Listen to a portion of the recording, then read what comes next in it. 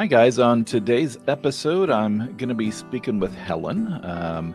She is an estranged mom as well, and wanting to get her take and see maybe what some of the things she's been able to how she's been able to cope with this. So let's bring Helen in. Yeah. So well, I appreciate you joining us today. I really feel like, as I've said before, that it's good to have plenty of other opinions and other takes on things, because you never know what you say might resonate with this one person and they have that light bulb moment. So I do appreciate you being here. Okay, so I just had my 70th birthday, so I guess My that's goodness. been top of mind for me over the last couple of months. Yeah. I was in, I retired, actually forced retirement, about 4 years ago. I worked in high-tech sales, and I really enjoyed it. I mean, it really shaped and formed my life. I was able to travel and see the world, and while I was raising my son as a single mom. As a part of retirement, my boyfriend and I just bought a home in Florida, so we're kind of doing the snowbird thing. Awesome. 5 or 6 months up in the Boston area, and 5 or 6 months down in Fort Myers area. So, we're learning how to not do snow anymore. So I'm really happy about that. I don't blame you there. How was life at home growing up with your son? So he was actually born in California, and Okay. I was, and at the time I was married, and we had been married 5 years. But within a couple of 6 weeks of my becoming pregnant, he told me he was having an affair. Oh, So, I went ahead and had the baby anyway, and then I moved from California back to Boston so that I could be, with my family. right. And being a single mom, it was scary. I mean, this was, 37, 38, actually 30, he just turned 38, so 38 years ago. Yeah. But I worked for a great company. I was working for, and they moved me Awesome. back and let me do the same job I was doing in sales. Um, and he never really, I mean, we didn't have the traditional family from the beginning. Right. So he was fine. I mean, he was an active little kid, and over time realized he certainly was ADHD, which we addressed once Yeah. we figured that My out. son as well. Yeah. Yeah. And I don't know if it was overdiagnosed during those years, but he couldn't concentrate, and all of the, he had the symptoms for sure. Right. Um, and we shared. Then his father did move back, so we did share custody, legal custody, but physical custody. My ex had him every other weekend, and that was pretty much it. Yeah. He didn't do great in school. He was just kind of average, although he's incredibly high IQ. But Yeah. that's partly, I think, the ADHD.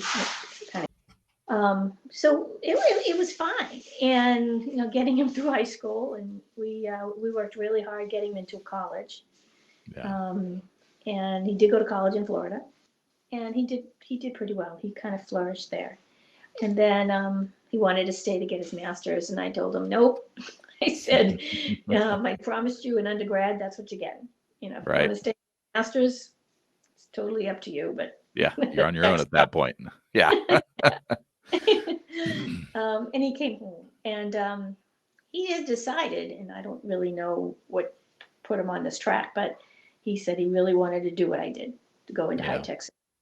And I had a pretty wide net of acquaintances and colleagues and professionals in the business, because I've been in business for 30 something years.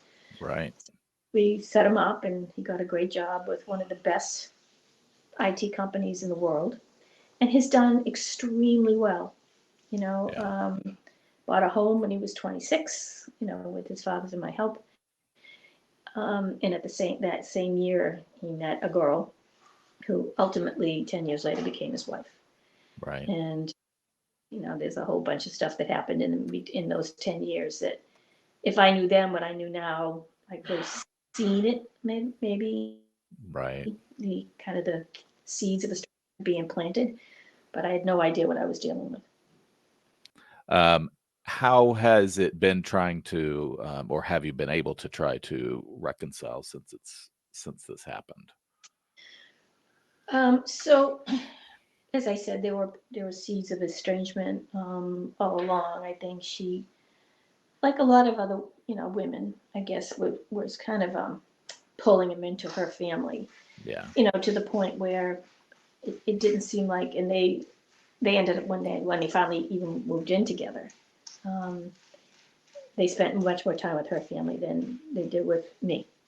Yeah. And I tried, to make it easy for them, and was available whenever they were available.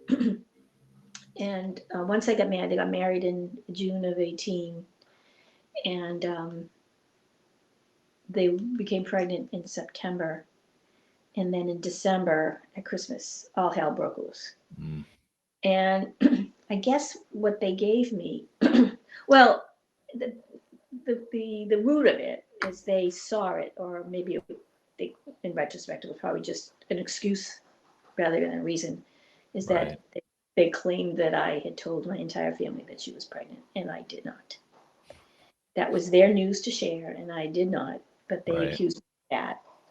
And that was around Thanksgiving. And then at Christmas, I was delivered I guess what you'd call it in today's estrangement vernacular is a grievance letter. Oh. I don't know, which I didn't know what that was, but Right. the things that I have done wrong, all the things I have said that are wrong, and controlling, manipulative. I mean, you can go on and on in terms of the adjectives. Sure. And I was totally taken by surprise. I had no idea that I knew there were issues, and I knew there were an underlying sense of um, discomfort, maybe, Yeah. when we were together, but I just didn't understand the gravity of the situation. Yeah. You don't know if that's the normal new girlfriend Narrative. in-law Yeah. thing, Hmm. or if it's something more. Right. Yeah. And so I took a while, and I sent them a letter, and of course I did everything, wrong in terms of how I answered them. Now, again, retrospect. Um, and it made things worse. So Yeah. what was really interesting, Don, is sometimes the planets align, and I just fell into something that, again, I don't know how I would have survived without this, but it was the first time that I decided to rent a home in Florida for a month. Mm. So I did it in March of 3 months after It's Christmas. a good time to come. And while I was there, a friend of mine in my neighborhood, I live in an over 55, who's been estranged from her son for like 20 years. Yeah. She sent me a note about this conference that happened to be in Naples. I was renting in Naples. Right. And it was called the AGA. I'm sure you've heard of it, the Alienated Grandparent Association. Oh, no, I have not actually. That's interesting. Uh, hmm. And it was a 2-day conference. Yeah. And even though I wasn't a grandparent at the time, I was going to be one. Right. So I decided that I would go. So I drove 10 miles, and I walked in a room of about 125 people, Wow. all around the United States Oh, wow. and Canada. And they had a series of speakers. I could only go one day because I had actually had relatives coming to spend the weekend. So I went to the first day. But people like, I don't know if you know or heard of Amy Baker, Joshua Coleman. Joshua Coleman, definitely. I think I've heard of Amy Baker. I'm on Joshua Coleman's Facebook group too. Yeah, So, yeah, and so am I.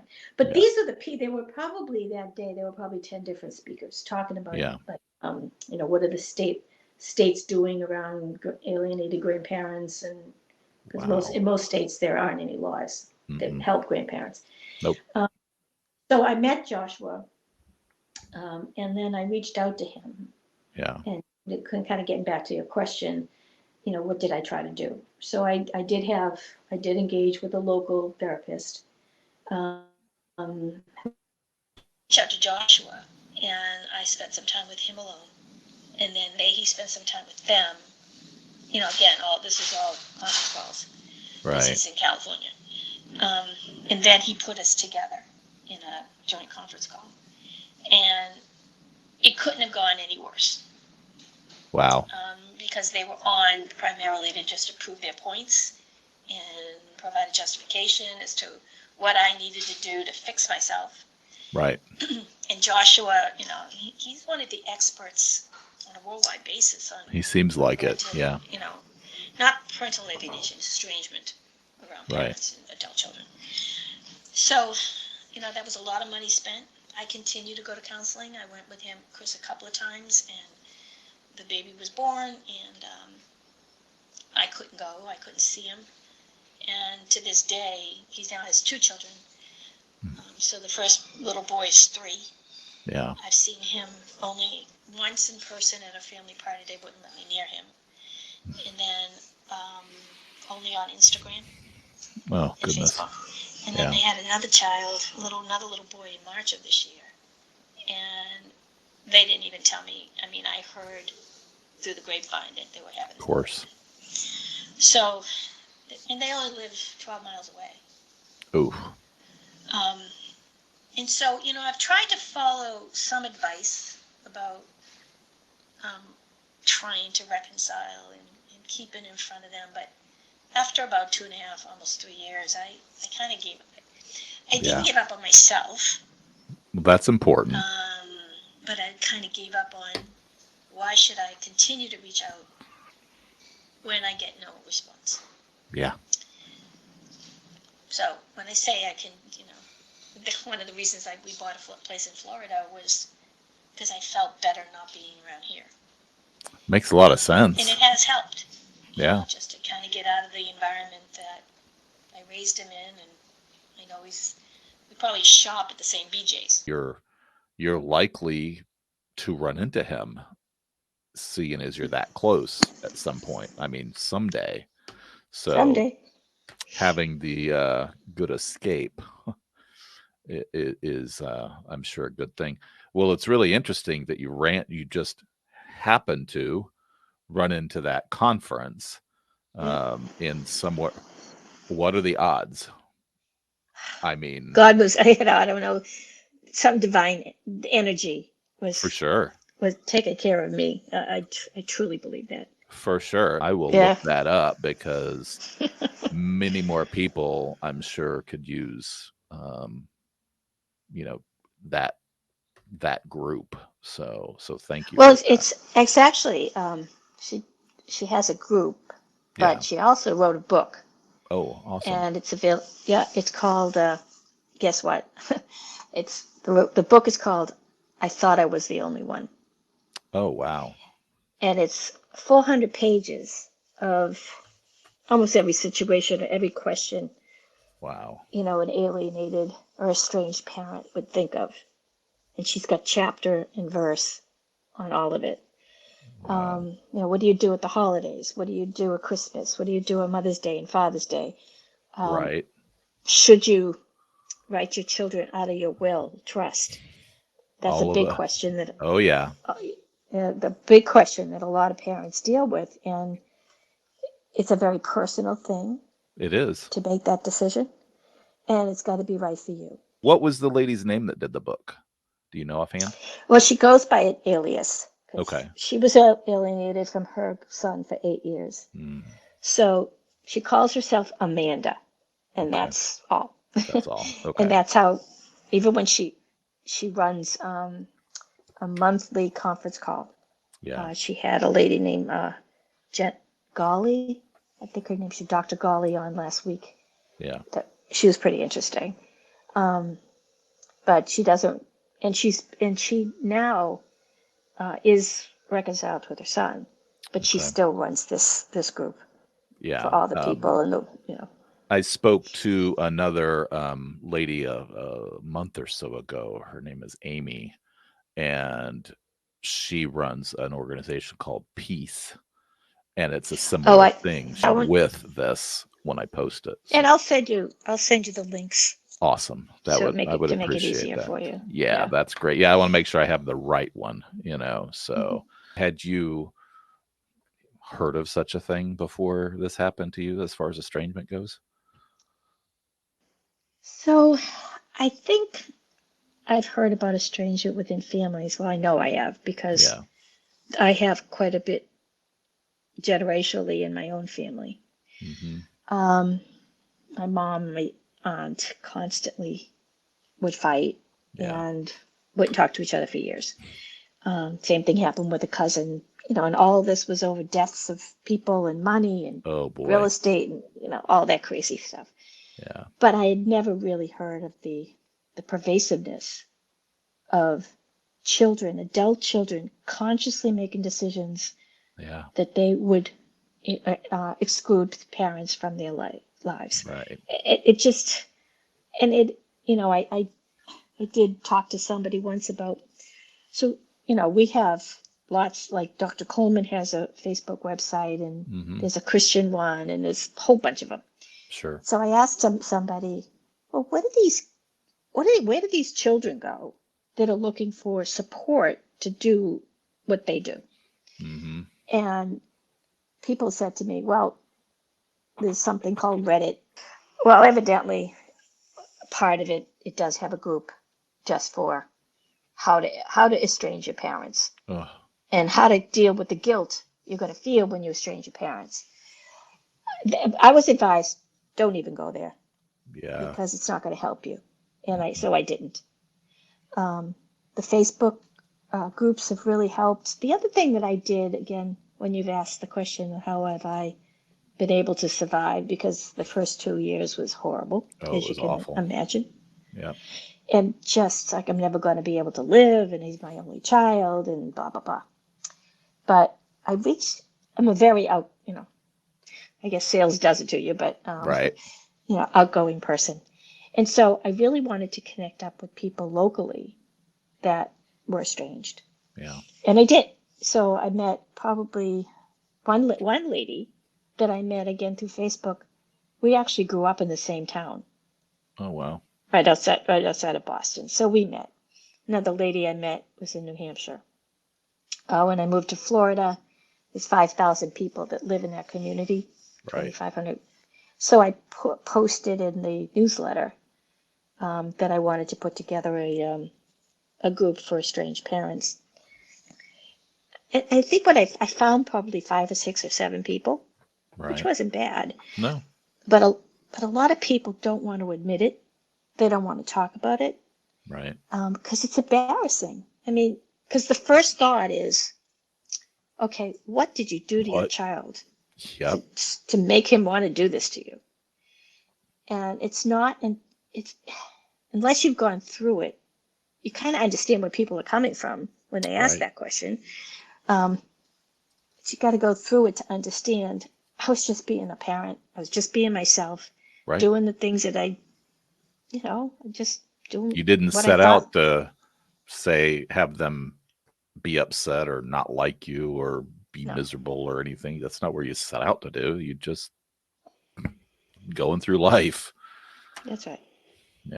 Now you kind of touched on it earlier when you said that you were responding to the letter or whatever.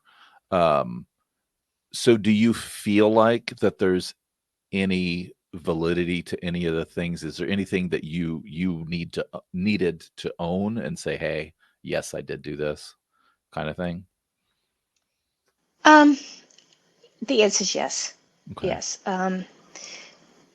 That there are things that I kind of did, like that was so simple and so petty that I just couldn't get my mind wrapped around it. But there were basic character issues that um, I recognize in myself, Right. um, that I know why, or if I'm controlling. Let's say use the word. Let's look at the controlling word. Okay. Um, when you're a single mother and you're traveling, we had a nanny. I had a nanny for him most of his life, so because Right. that was my job. Um, and I had to leave. I had to make sure that I all the shopping was done and the medical records were done and his appointments were set and blah, blah, blah, blah, blah. You had to I mean, to control run a everything. household, that's exactly right. Yeah. And even with the job I had, I was a team lead and I had to make decisions Right. and I had to make decisions when nobody else would or could. Um, that's who I am. Yeah. And now that I'm retired, do I think that control issue is pretty much tamped down? I would say absolutely. Yeah. Because you can get up in the morning and say, I don't know what I'm going to do today. I had a list of things I was going to do, and if I don't do them today, I'll do them tomorrow. Do it tomorrow. After all, Scarlett, tomorrow's another day. That's right. So I get But you. yeah, so there were certain things, but there were some things that they brought up that were just, you got to be kidding me. Yeah. I That had the same. I, like she said something. So basically, if I could like net this out in terms of where did it come from, and I remember when I went to that conference, I don't think Amanda asked it. Somebody did. I think it was Joshua Coleman said, "How many in this audience are estranged because of a daughter-in-law?" And you raise your hand, and it was probably 70%, maybe 60, Right. somewhere in between. And I mean, there are son-in-laws too. Of course. That happen. So as Coleman would talk about it, as a cult of one. And she was very insecure, but the more each step of their relationship got stronger, she got stronger in terms of pushback to me. Mm-hmm. And I know when the first baby was born, he sent me pictures. He said, I'm still trying to get you to come to see the baby, but I never was allowed. It was basically, I mean, I'm not a fly in the wall, so I don't know if she said these words to him, Right. but it's either your family or your mom. Right. So it was like an either or thing. And I mean, what's he going to do Right. if it's an either or? Would you have any advice that you would give somebody if you just, you walked into, if you were a speaker at one of those things, Mm-hmm. things that you might say? Well, I guess I would have different advice at different stages of an estrangement. Sure. One of the Facebook pages I'm on is, estranged parents of adult children dash all stages. Yeah. I saw that. Right. And so at the beginning, I think you need to meet them where they are. I think you need to honestly listen to what their grievances are, Yeah. not and not to create conflict, but to understand their point of view. Sure. Because as you said, you asked me earlier,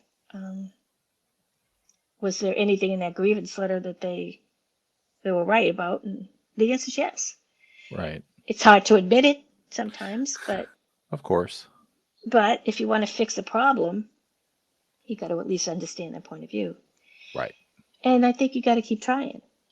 After, I don't know, and the time frames are going to be different for everybody in terms of Sure. the pain that they're feeling and how they're dealing with it. But if there's no communication or counseling didn't work, counseling is always helpful if they're willing to go. Sure. But on the other hand, there aren't a lot of counselors that understand this phenomenon. Yeah. And quite frankly, and I think Coleman talks about this in one of his webinars, are the counselors part of the problem? Because in a lot of counselors, this is their client, their children, Right. and their job is to make sure that this client is happy. And if the client seems like all they want to do is be happy without their parents, then I guess that's what they have to support. Right. So counseling doesn't always work, No. but trying it, and if they're willing to talk, that's awesome. But after a while, I did a year's worth of almost no contact. He did call me once at the beginning of COVID to see if I was okay. Oh, But that that's was the nice. last, that was the last time I talked to him. That was 2 Yeah. years ago. Hmm. No, almost, well, close to 3 now. Right. And no matter what I do, I mean, I'll occasionally, like when I found out they were having another baby, I, through the grapevine, I sent them a congratulations note. Yeah. So on occasion, but I guess I would only do it now because I know I can handle the pain that would be associated with no reply or acknowledgement. I guess the last thing I would say is you were happy before you became a parent, and you can be happy now too. And so the whole notion of self-care, Oh yeah. is so important because and really depending on the people that love you. Yeah. They might not love you. They might love you in circumstances such they can't show it, whatever the Right. case may be. But just reach out, be with those people that do love you, and make a new family if that's what it takes. Did you have like physical manifestations of the emotional pain that you were going through? I know I did. Oh, absolutely. I mean, I couldn't get out of bed. Was tired all the time. I cried all the time. Yeah. Yeah, and I did go to see my primary care physician, and Sure. say, well, we'll get you on some antidepressants, Yep. just to get you through the tough times, Yeah. um, so that's what I did. Me Um, too. Yep. yeah, you know, it's not something that I knew I would be on the rest of my life, Right. and it's not. It was I know a lot of people don't want to think about taking antidepressants because it's maybe a stigma against it, but Sure. because I think that the pain and the heartache you feel manifests itself physically as well as mentally and emotionally. Oh, it And there's a does. chemical imbalance that happens in your body, and Yeah. you're just getting that chemical balance back on track. So, if your son was listening to you now, is there anything you would say to him that you? I mean, obviously you've already told him some stuff or tried to, but is there anything you'd like to say? I know. Um, I guess that what I would say is that people change, and sometimes that change comes because they work on themselves. Yeah. And I could say honestly that I'm more introspective now. I have more time to think about the things I say and how I say it because I'm retired, because I have Right. more time, you know.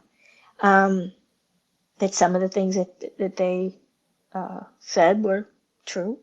I mean, I would say that again because I had admitted it through several counseling sessions we had gone through.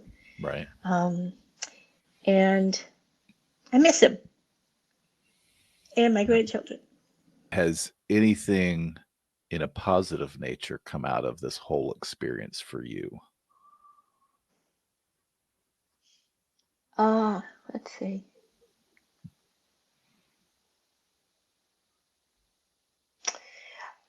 I don't know. In a sense, there's some freedom, not being tied down to family things all the time.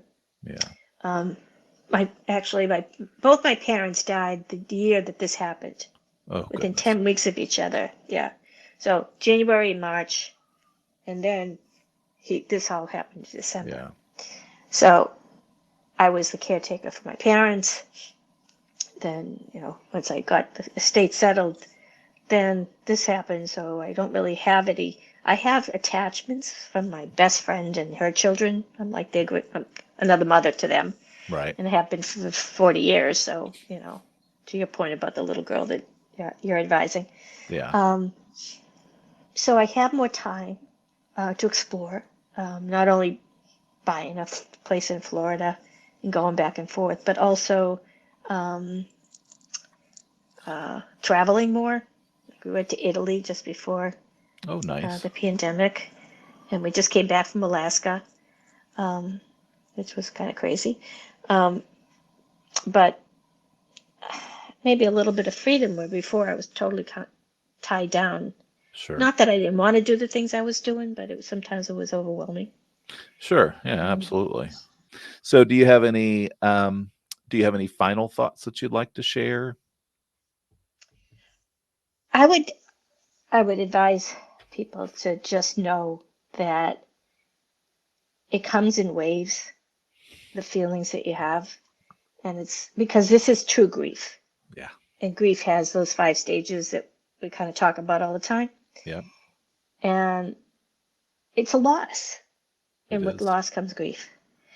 And just because you get beyond the pain or the anger, and then you go to the next, the radical acceptance, kind of Right. what Coleman talks about, doesn't mean that you'll get up tomorrow and not be back in the grieving and pain and Right. anger stage. So you've got to be patient with yourself. Yeah, that's and very important.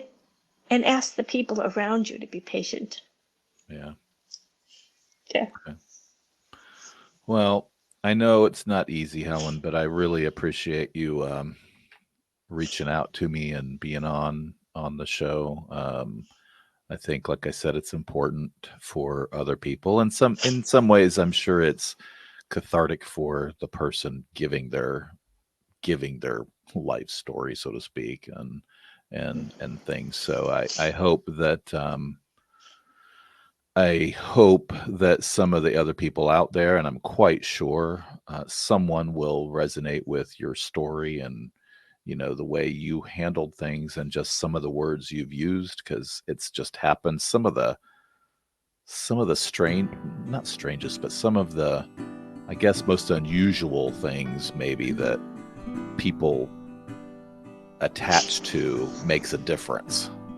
So it could just be one phrase or one word or one whatever that makes a difference for somebody out there. So I appreciate it. I know it's not easy, but I do. Thank you. I appreciate you reaching back out to me, and I hope that this helps. I'm sure it will. It's just one person. All right. And I thank you for doing this for this community of people that really need some help and support. So.